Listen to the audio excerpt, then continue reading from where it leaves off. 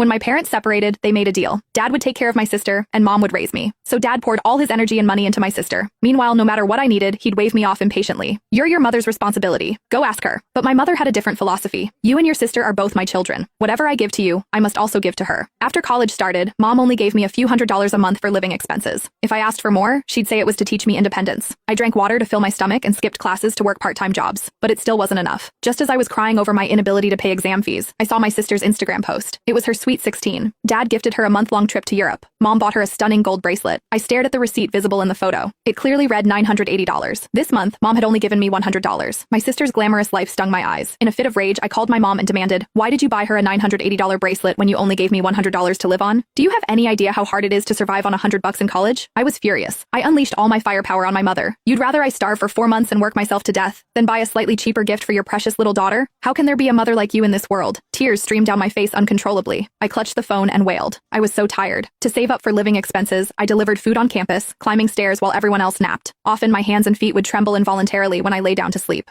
I never dared to go to roommate gatherings. Even spending $20 meant skipping meals for a week. I was studying pre-med, a major my mom loved, which required constantly buying materials and paying exam fees. I had zero leisure time. Even study time had to be squeezed out. To save money and time, I survived on human feed, cheap, bulk protein powder shakes. I thought I was being considerate of my mom, but she casually dropped nearly $1,000 just to give my sister a meaningless accessory. I cried and screamed, but my mom just sounded helpless. What can I do? You're both my flesh and blood. I can't just care for you and ignore her. You grew up with me. I barely raised her. It's her 16th birthday. I sent her a gift, and you're going to hold that against me? She spoke righteously, the picture of a good mother, but I wasn't accepting her pity party anymore. Send a gift if you want, but why so expensive? She lives with dad. She doesn't lack anything. Resentment filled my voice. Dad said each of you takes care of one. Before I could finish screaming, my mom shouted back, "Your dad is a deadbeat father, so you want me to be a deadbeat mother too? You're both my children. Why should I raise one and abandon the other? You ungrateful girl, how can you be so vicious? If I had known, I would have taken your sister and left you behind." My unwillingness and resentment exploded with that sentence. Who begged you to take me? Dad originally wanted me. It was you. You left my sister with dad to live the good life and dragged me along to suffer with you. I'm 2 years older than my sister Chloe. When our parents separated, I was 10 and she was 8. Dad thought I was older and easier to manage, so he wanted to take me. Mom originally wanted to take Chloe because she was cute, sweet, and clingy, but my grandma stopped her, scolding, "How can you work if you take the little one? The older one is sensible. She can help you with chores and work. The little one is spoiled. She can't handle a hard life with you." That's why mom, reluctantly, chose me. At the time, although sad, I calmly accepted moving from a big house to a tiny apartment. I thought even if I lived with mom, dad would still care for me. But no, dad cut off my allowance, tutoring, and extracurriculars. He said, "Your mom and I each take one. If you need something, ask your mom. Isn't she so tough, demanding equality with me? Why are you asking me for money?" He humiliated my mom completely. For her sake, I never asked him for a dime again. Living with mom, I took over the chores and cooking so she wouldn't worry. To save money, we ate cabbage and turnips every meal. I didn't cry or fuss. In the summer, when temperatures hit 100 degrees and our tiny apartment had no AC because we couldn't afford electricity, I stayed awake all night from the heat. I accepted all of it.